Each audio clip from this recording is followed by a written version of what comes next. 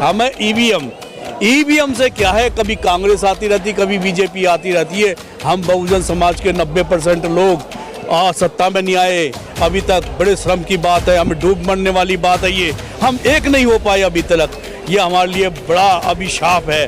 तो हमें ये फूट डाल दी ना। अब चुनाव आयोग कांग्रेस और बीजेपी को ऐसी जिताता रहेगा और हमारे 131 कुत्ते SC और ST, हाँ वो कुत्ते मजल डॉग हैं, वो हमारे लोग जो SC ST के लोग हैं वो कुत्ते हैं इस देश के। हमारे भी हमें जूते मारने चाहिए उनके।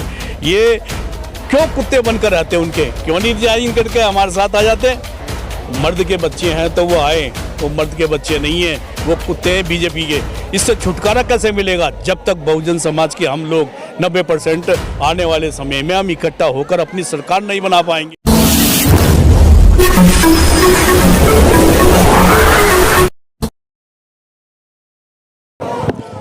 हमारे मुद्दे तो 4-5 है वैसे तो।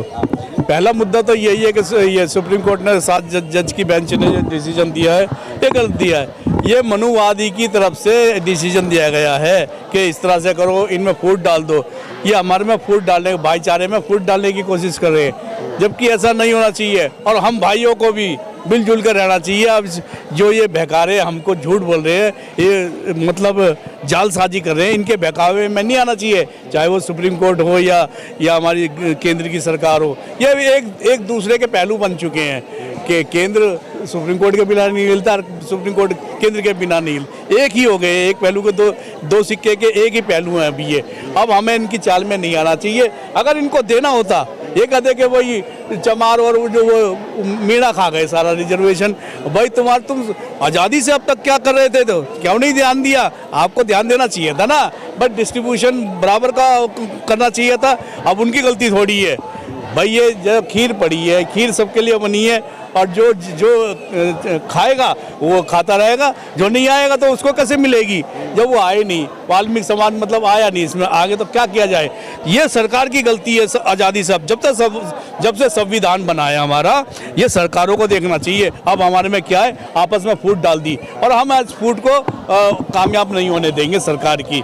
दूसरा हमारा मकसद है, हमें ईवीएम से क्या है, कभी कांग्रेस आती रहती, कभी बीजेपी आती रहती है। हम बहुजन समाज के 90% लोग सत्ता में नहीं आए अभी तक। बड़े श्रम की बात है, हमें डूब मरने वाली बात है। ये हम एक नहीं हो पाए अभी तक, ये हमारे लिए बड़ा अभिशाप है।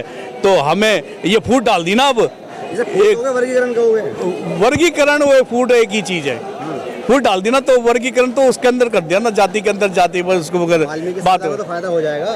नहीं हो कोई नहीं, वो भी उनको भी मूर्ख बनाया जा रहा। देना होता तो बीजेपी को 10 साल में क्या घास चल रही थी बीजेपी? आप ये बताइए ना।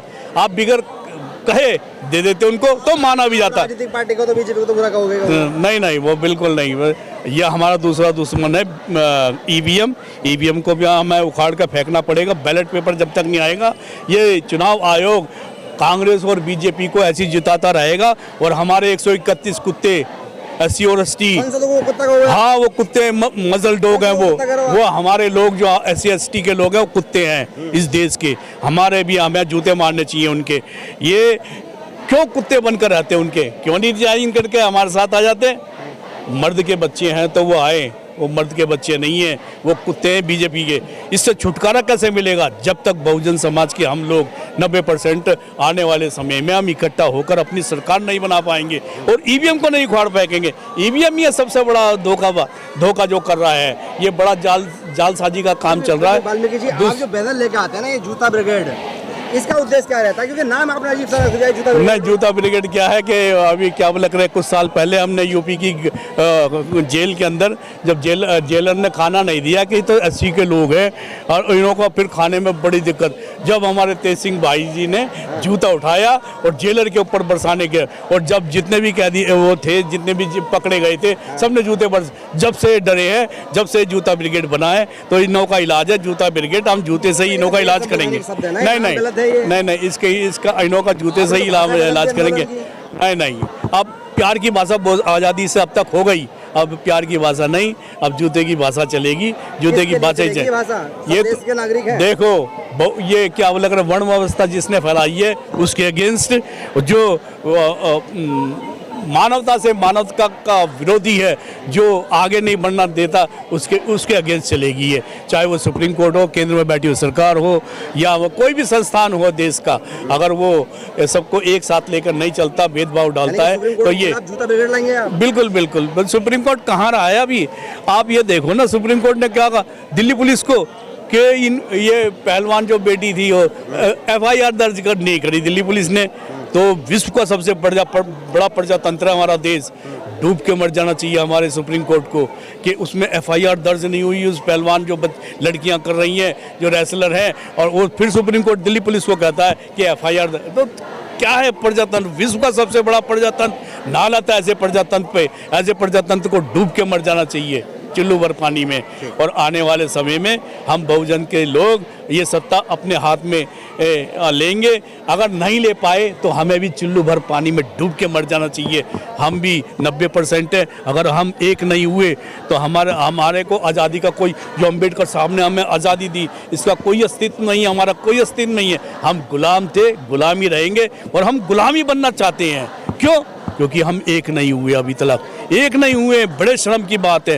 तो मेरी देश के नागरिकों से सबसे प्रार्थना है, चाहे वो SC ST OBC, सिख, मुस्लिम, ईसाई, बौद्ध, पारसी, आस्तिक, नास्तिक जो भी हैं, सब एक हो जाए, एक मंच पे आइए, एक अपना एक एजेंडा बनाइए, मिनिमम प्रोग्राम बनाइए, और उसके तहत हम इस सत्ता में आ सकते हैं।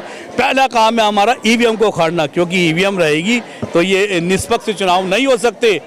ये है, तो आने वाले समय के लिए मेरी देशवासियों से 90% लोगों से प्रार्थना है कि आप आइए और मिलकर रहिए और इस देश को संभालिए। और ये सरकार हर क्षेत्र में सरकार, सेंटर में अपनी सरकार बनाइए, स्टेट गवर्नमेंट में अपनी सरकार बनाइए, यूनियन टेरिटरी में अपनी सरकार बनाइए, हर जगह अपनी सरकार बनाइए।